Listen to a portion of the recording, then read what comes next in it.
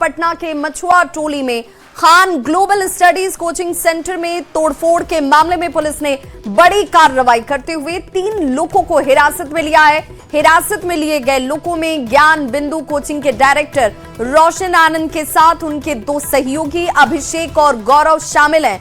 Police ने कार्रवाई की पुष्टि भी की है। साथ ही पुलिस तीनों से लगातार पूछताछ भी कर रही है और मामले को अलग अलग पहलुओं से जांचा भी जा रहा है। इससे पहले पुलिस ने प्रेस रिलीज जारी कर कहा कि सीसीटीवी से की गई जांच में ज्ञान बिंदु कोचिंग संस्थान के 15 से 20 लोगों ने खान कोचिंग सेंटर में तोड़फोड़ और पथराव किया। पुलिस ने किसी भी फायरिंग की घटना से हालांकि इनकार कर दिया है। पुलिस सीसीटीवी से मिले सबूतों के आधार पर जांच में जुटी है।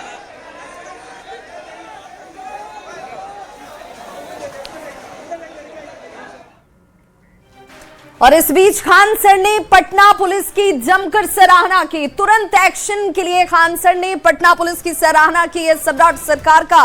उन्होंने इस एक्शन के लिए, त्वरित कार्रवाई के लिए, बिहार पुलिस के इस एक्शन के लिए आभार जाहिर किया। सीएम सम्राट की तारीफों के पुल बांधते नजर आए खान सर।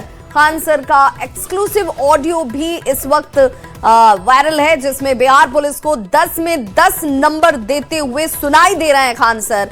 जीवन में वो कह रहे हैं कि ऐसी पुलिस उन्होंने अभी तक नहीं देखी।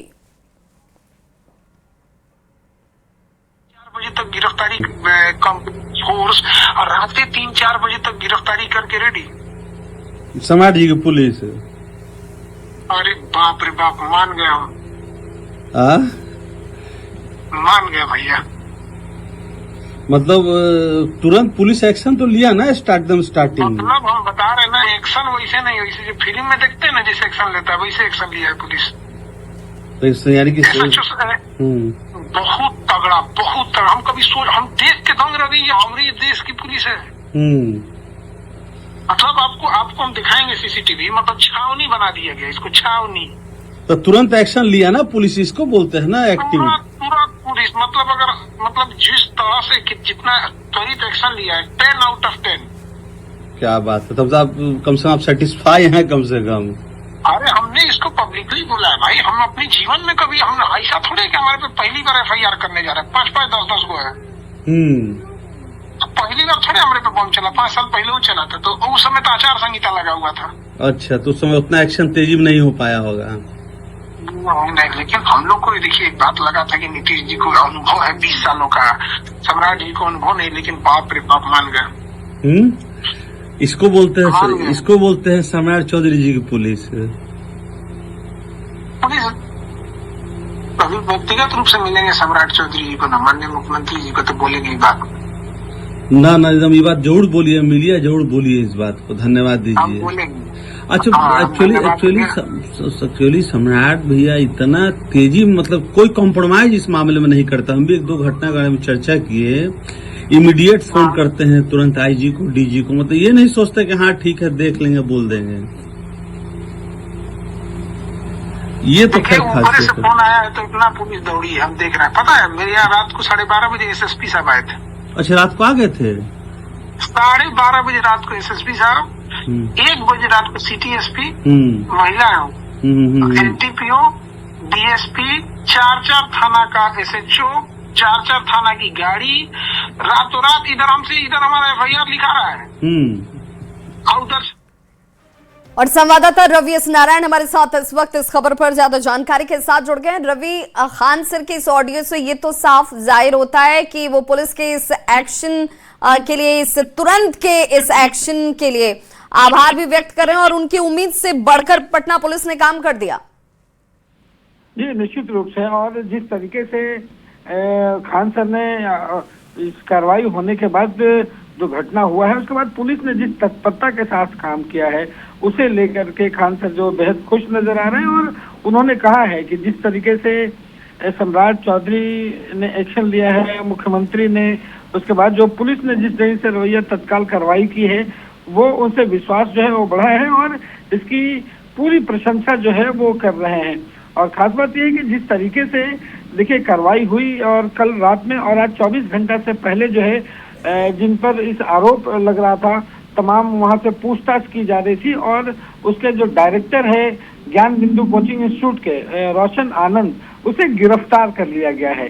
और उसके साथ साथ 2 और लोग जो हैं जो इसमें शामिल बताए जा रहे हैं, उन्हें भी पुलिस ने गिरफ्तार कर लिया है। लेकिन एक और बात रवि एक और बात जैसे पटना पुलिस कह रही है, ऑफिशियली कह रही है कि कोई फायरिंग नहीं हुई है। हालांकि पहले खान सर का एक स्टेटमेंट आ रहा था कि फायरिंग की घटना हुई है, लेकिन पुलिस इससे इनकार कर रही है। देखिए ये अब साफ हो गया है, पुलिस ने जिस ढंग से स्पष्ट रूप से बयान दिया है और उन्होंने बताया कि फायरिंग जो है वो नहीं हुई है। कल जब ये घटना हुई थी, पत्थरबाजी हुई थी, काफी तोड़फोड़ की गई थी, उस समय खान सर कोचिंग के अंदर थे और उनका कहना था कि जिस ढंग से आवाज हो रही थी उन्हें लगा कि आज से 10 राउंड जो है वो फायरिंग हुई है। लेकिन जो सीसीटीवी फुटेज सामने आए हैं उसमें भी साफ तौर पर लगता है कि चलिए अब एक्शन की शुरुआत हो चुकी है और पुलिस की छवि के लिहाज से ये एक्शन जो है वो भरोसा पैदा करता है जनता के बीच, आम लोगों के बीच की त्वरित कार्रवाई जरूर होगी अगर कोई ऐसी घटना को अंजाम देता है। बहुत बहुत शुक्रिया रवि इस जानकारी के लिए। और चलिए अब आपको बताते हैं खान सर के कोचिंग सेंटर पर हुए हमले की पूरी कहानी। और देखिए स्क्रीन पर आपके सामने इस वक्त ये 4 तस्वीरें हैं। इन 4 तस्वीरों में पहली तस्वीर में आप देख पा रहे होंगे कि बीती रात खान सर के कोचिंग सेंटर पर हमला किया जाता है। हमलावरों ने जमकर तोड़फोड़ की, घटना का सीसीटीवी फुटेज सामने आया। दूसरी तस्वीर में छात्र बड़ी संख्या में कोचिंग सेंटर पहुंचकर प्रदर्शन करते हुए, नारेबाजी करते हुए नजर आते हैं। छात्रों ने दोषियों की गिरफ्तारी और खान सर को सुरक्षा देने की मांग उठाई। इस दौरान खुद खान सर मौके पर पहुंचे, छात्रों को शांत कराया और घर लौटने की अपील की। तीसरी तस्वीर ज्ञान बिंदु कोचिंग सेंटर, इसमें आपको दिख रहा होगा, जिस पर हमले और तोड़फोड़ की साजिश में शामिल होने के आरोप हैं। सीसीटीवी फुटेज और अन्य साक्ष्यों के आधार पर ही पुलिस ने कार्रवाई करते हुए ज्ञान बिंदु कोचिंग सेंटर के डायरेक्टर समेत 3 लोगों को हिरासत में लिया और पूछताछ कर रही है। चौथी तस्वीर हमले के बाद की है। कार्रवाई का असर नजर आता है। बिहार पुलिस की त्वरित कार्रवाई के बाद खान सर ने पुलिस प्रशासन की सराहना की। सम्राट चौधरी जो कि मुख्यमंत्री हैं बिहार के, उन्हें धन्यवाद देते हुए नजर आए। रात में 10 बजे करीब मुसल्लमपुर हाट के पास जो खान ग्लोबल कोचिंग है, वहां पे कुछ लोग आकर और कोचिंग पे ईंट पत्थर फेंक रहे थे और उनका जो होर्डिंग लगा था गेट पर उसको तोड़ दिया गया। साथ ही उनका एक गार्ड है चुनचुन, उसको पकड़कर मारपीट किया गया और ईंट से भी मारा गया, जिसका सर फटा है, जो घायल है, जिसे इलाज हेतु पीएमसीएच भेजा गया है। इस संबंध में कन्हैया सिंह जो खान कोचिंग से मैनेजमेंट से जुड़े हैं, उनके द्वारा 4 नामजद और 15-20 अज्ञात लोगों पर प्राथमिकी दर्ज कराई गई है। इस संबंध में कदमकुआं में प्राथमिकी दर्ज करते हुए अग्रिम कार्रवाई करते हुए जो पूरे घटनाक्रम को करवाने का आरोप जिन पर है ज्ञान बिंदु कोचिंग के रोशन आनंद डायरेक्टर, उनको और इस तोड़फोड़ में शामिल जो 2 लोग पहचान किए गए, अभिषेक और गौरव, उनको गिरफ्तार किया गया और उन्हें अभी न्यायिक हिरासत में भेजा जाएगा। गोली चलने की बात कही जा रही है। आप प्रथम दृष्टया सूचना मिली थी कि वहाँ फायरिंग भी हुई है, बट कोचिंग में लगे कैमरे और आसपास के सभी कैमरे का बहुत सूक्ष्मता से देखा गया, तो अब तक किसी के द्वारा गोली चलाने या कोई हथियार का लिए होने की पुष्टि नहीं हो पाई है और उनके द्वारा जो आवेदन दिया गया उसमें भी फायरिंग की बात नहीं लिखी गई। तो खान कोचिंग में तोड़फोड़ के मामले पर शिक्षा मंत्री मिथिलेश तिवारी ने कहा कि घटना दुखद है। आपस में कोचिंग संचालकों में प्रतिस्पर्धा है और एक दूसरे को नीचा दिखाने की जैसे होड़ लगी हो। रिजल्ट आने के बाद बच्चों के को अपना स्टूडेंट बताने की होड़ भी नजर आती है। मामले की पूरी जांच करवाई जाएगी। जो दोषी होंगे उन पर कड़ी कार्रवाई भी होगी। बिहार में कोचिंग संचालक के लिए अब सरकार जल्द नीति बनाने जा रही है। कोचिंग संस्थानों के लिए मॉडल कोड ऑफ कंडक्ट बनाया जाएगा कि कैसे आपको कोचिंग चलाना है। कई ऐसे शिक्षक हैं जो स्कूलों में पढ़ाने नहीं पहुंचते लेकिन कोचिंग में जरूर पढ़ाते हैं, उन पर कार्रवाई होगी। कोचिंग संचालकों की मनमानी नहीं चलने वाली है। सरकार ने सभी के रिपोर्ट मंगाए हैं। कोचिंग संस्थानों पर नकेल कसा जाएगा और नियम बनाकर उन्हें नियम के दायरे में लाया जाएगा। में एक बड़ी घटना घटती है और इसके पहले भी इस तरीके की घटनाएं घट चुकी हैं। वर्चस्व की जो लड़ाई है कोचिंग संस्थानों में साफ तौर पर दिखाई देता है। देखिए, ये दुखद है और जिस प्रकार से प्रतिस्पर्धा है आपस में, और एक दूसरे को नीचा दिखाने की कोशिश है। जैसे कोई रिजल्ट आता है तो मैं देखता हूं कि होड़ मच जाती है कि हमारा स्टूडेंट है, हमारा स्टूडेंट। अरे ओवरऑल तो बिहार का स्टूडेंट है। तो इस नाते कुछ कोचिंग के लिए एक नई नीति बनाएंगे, अगले 3 महीने में नीति बना करके, और इन सब लोगों को उसके दायरे में लाएंगे ताकि ये सब घटनाएं ना हो। और आज हम डीजीपी से बात करेंगे, इसकी पूरी जांच कराएंगे, जो दोषी होगा उस पर कार्रवाई करेंगे। मंत्री जी, जो कोचिंग संस्थान के जो यहाँ मालिक होते हैं, जो शिक्षक होते हैं, वो कहीं न कहीं सड़कों पर दिखाई देता है कि बाउंसरों का काफिला लेकर के चलते हैं, आपसी वर्चस्व होता है। यहाँ तक कि बच्चे किसी दूसरे कोचिंग में पढ़ते हैं तो उन्हें अपने कोचिंग का बताया जाता है। तो ये सब कहीं न कहीं लगता है आपको लड़ाई की मूल वजह भी हो सकती है। इसी के लिए इनके लिए एक मॉडल कोड ऑफ कंडक्ट बनाएंगे कि कोचिंग को क्या करना और क्या नहीं करना। कोचिंग संस्थान को, मुझे ये पता है कि कई शिक्षक हैं जो स्कूल में समय देते नहीं है और आके कोचिंग चला रहे हैं। सब इन सबको इस दायरे में लाएंगे और किसी भी परिस्थिति में इस प्रकार की स्थिति उत्पन्न न हो, इसके लिए सरकार पूरी तरह से इसको कड़ाई भी इस पे करेगी और पारदर्शी नियम भी लाएंगे। और जितने भी कोचिंग संस्थान हैं उन पे नकेल कसेंगे, नियम बनाएंगे और नियम बना करके उनको नियम के दायरे में लाएंगे। तो खान सर की कोचिंग में हंगामे को लेकर केंद्रीय कोयला और खनन राज्य मंत्री सतीश चंद्र दुबे ने कहा कि बिहार के शिक्षा मंत्री मिथिलेश तिवारी ने दिशा निर्देश दिए हैं, प्राइवेट कोचिंग वाले इंतजार करें, एक नियमावली बनेगी, उसके हिसाब से अब काम करना होगा, तब तक उन्हें धैर्य रखना चाहिए, बिहार सरकार के आदेशों का पालन करना होगा। में 2 कोचिंग जो संस्था है उसमें विवाद हुआ है। खान सर की कोचिंग है, दूसरी एक कोचिंग है बगल में, तो कई तरह के आरोप लगाए जा रहे हैं। इस पर आप क्या कहेंगे?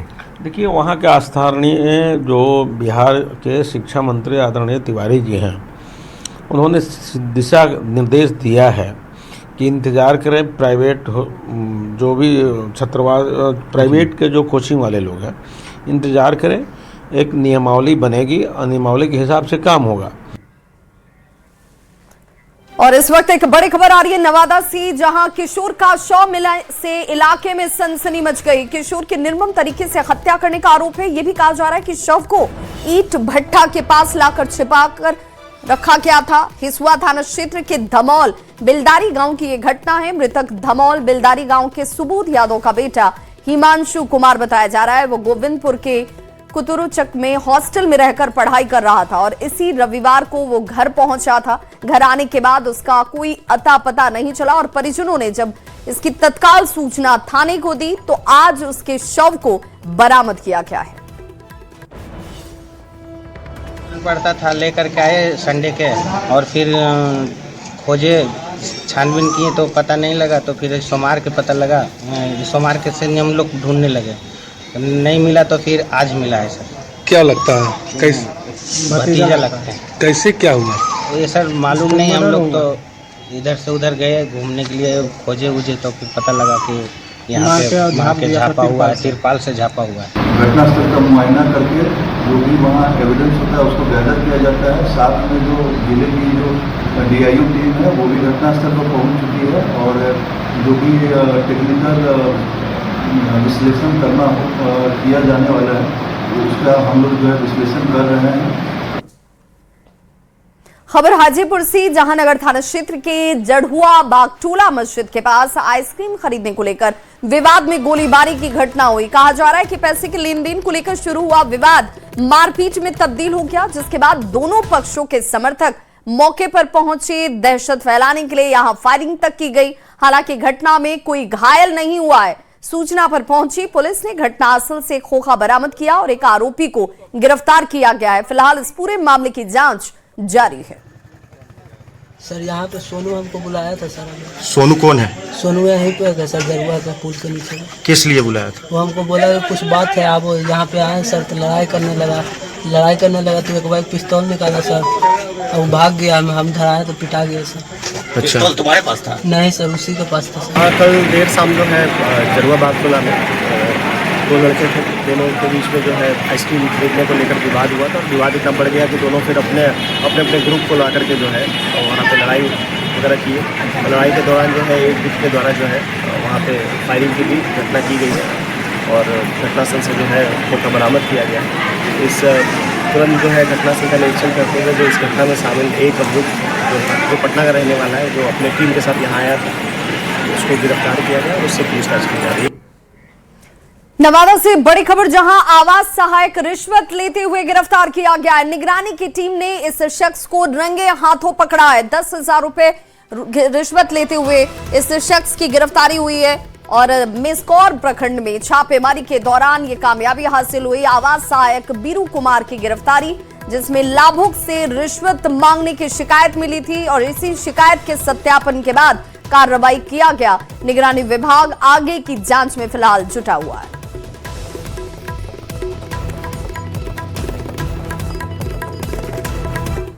सोशल मीडिया पर लाइक, कमेंट और फॉलोअर्स बढ़ाने की होड़ युवाओं और बच्चों को मौत के मुहाने तक पहुंचा रही है। मामला हाजीपुर और सोनपुर को जोड़ने वाले पुराने गंडक पुल का है, जहां कुछ बच्चों का जानलेवा स्टंट करते हुए वीडियो इस वक्त आप भी देख पा रहे होंगे। सोशल मीडिया पर भी ये काफी तेजी से वायरल हो रहा है। वीडियो में बच्चे करीब 40-50 फीट की ऊंचाई से गंडक नदी में छलांग लगाते दिखाई देते हैं। इस घटना ने सुरक्षा को लेकर और पुलिस की निगरानी पर गंभीर सवाल खड़े कर दिए हैं। वीडियो सामने आने के बाद लोगों में इसे लेकर नाराजगी है। लोगों का ये कहना है कि इस तरह के स्टंट कभी भी किसी बड़े हादसे में तब्दील हो सकते हैं। बता दें कि पुराने गंडक पुल के एक छोर पर हाजीपुर नगर थाना पुलिस की निगरानी रहती है, जबकि वहीं दूसरे छोर पर सोनपुर पुलिस की मौजूदगी है। बावजूद इसके बच्चों का इस तरीके से खुलेआम जानलेवा स्टंट करना पुलिस गश्ती और निगरानी व्यवस्था पर सवाल खड़े कर रहा है। और इस वक्त आपके टीवी स्क्रीन पर कुछ सवाल, जिसमें पुरानी गंडक पुल पर आखिर सुरक्षा कड़ी क्यों नहीं होती? छलांग लगाते बच्चों को रोकने के लिए यहां कोई क्यों नहीं है? रील्स की सनक के लिए जान को दांव पर क्यों लगाया जा रहा है? पुल के दोनों किनारों पर पुलिस है, लेकिन इसके बावजूद इन्हें रोकने वाला कोई नहीं। तो सवाल ये कि क्या दिखावे के लिए है? बच्चों को पुल पर आने जाने से रोका क्यों नहीं जा रहा? क्या किसी बड़े हादसे का इंतजार कर रही है पुलिस? खबर दानापुर से, जहां शाहपुर थाना क्षेत्र के सरारी गांव में एक जहरीले कोबरा सांप के काटने से एक ही परिवार के 2 लोगों की मौत हो गई। पहले सांप ने मुन्ना महतो को काटा, जिनकी इलाज के दौरान मौत हुई। उसके 2 दिन के बाद उसी सांप ने उनकी 12 साल की भतीजी आरती कुमारी को भी काट लिया। आरती की भी इलाज के दौरान मौत हो चुकी है। घटना के बाद ग्रामीणों ने सपेरे को बुलाकर सांप को पकड़ा है और इस हादसे के बाद पूरे गांव में दहशत का माहौल है। लाठी रखा जैसे ही काट लिया, फिर उसके बाद सोचे कि काटा उसके बाद फिर एक आध 2 घंटा मार मैदान हुआ, फिर चाय पानी पिया, उसके बाद 1 घंटा को 2 घंटा के बाद बेचैनी में हो गया। फिर आग की टेंशन हो गया, तो फिर जाकर ले गए दिखावेला तो नून डेट कर दिया। पहले चचा को काटा था, दाह संस्कार कर गए तो पता चला कि एक बच्ची का और काट लिया। आज ही की घटना है, दोनों कल की घटना है, वो घटना परसों का था। और केंद्र सरकार से बिहार को तोहफा मिला है। केंद्रीय कैबिनेट ने बिहार को ये सौगात दी है, जिसमें खगड़िया से पूर्णिया के बीच 4 लेन बनाया जाएगा। एनएच को आरएनएच का 143 किलोमीटर लंबा खंड 4 लेन होगा, जिसमें परियोजना की कुल लंबाई 144 किलोमीटर की होगी। परियोजना के लिए 3,936 करोड़ की राशि केंद्र की तरफ से दी जा रही है। खगड़िया, भागलपुर, कटिहार, पूर्णिया को इससे सीधे तौर पर फायदा होने वाला है। चारों जिलों में ट्रैफिक का दबाव इस वजह से कम होगा। उत्तर पूर्व राज्य तक संपर्क बढ़ जाएगा। बहुत इंपॉर्टेंट प्रोजेक्ट आज अप्रूव हुआ है बिहार में, खगड़िया पूर्णिया सेक्शन। मैप पे अगर हम देखें इसको, पटना से जब निकलते हैं हम तो इस पूरे सीमांचल जाने के रास्ते में खगड़िया से पूर्णिया, सीमांचल में पूर्णिया आता है, इस पूरे सेक्शन में काफी हाईवेज बने इन 10 वर्षों में और पूरी रोड कनेक्टिविटी ट्रांसफॉर्म हुई है। इस ट्रांसफॉर्मिंग रोड कनेक्टिविटी में और इम्प्रूवमेंट लाए और जनता की जो एक्सपेक्टेशंस हैं, हमारे जनसाधारण की साधारण मानवी की जो एक्सपेक्टेशंस है, मिडिल क्लास की जो एक्सपेक्टेशंस है, उसके तहत आज खगड़िया से पूर्णिया सेक्शन को लिया गया है इस सेक्शन की लेंथ है 144 किलोमीटर्स और कॉस्ट आएगी 3,936 करोड़ रुपीस। 4 लेनिंग होगी और proper access control high speed road corridor के तरीके से इसको डेवलप किया जाएगा। एग्जिस्टिंग 2 लेन रोड है जिसको कि अपग्रेड किया जाएगा 4 लेनिंग से। ये इसका डिटेल्ड मैप है। यहां पर गंगा जी को क्रॉस करता है ये हाईवे, औंता सिमरिया 6 लेन ब्रिज, फिर आगे खगड़िया, खगड़िया से नौगछिया इधर होते हुए पूर्णिया की तरफ। बहुत इंपॉर्टेंट हाईवे है ये। बिहार को औद्योगिक विकास और निवेश के क्षेत्र में नई पहचान दिलाने के उद्देश्य से मुख्यमंत्री सम्राट चौधरी ने उद्योग विभाग की उच्च स्तरीय समीक्षा बैठक की। लोक सेवक आवास स्थित संकल्प सभागार में आयोजित इस बैठक में उद्योग मंत्री श्री एस.सी. सिंह, मुख्य सचिव प्रत्ययामृत और विभाग के वरिष्ठ अधिकारी मौजूद रहे। बैठक में बिहार को औद्योगिक विकास और निवेश का मुख्य केंद्र बनाने के लिए विभिन्न योजनाओं और कार्यक्रमों पर चर्चा की गई। इस दौरान सीएम ने कहा कि हमारा लक्ष्य है कि उद्योग, निवेश और रोजगार के क्षेत्र में बिहार नई ऊंचाइयों को प्राप्त करे।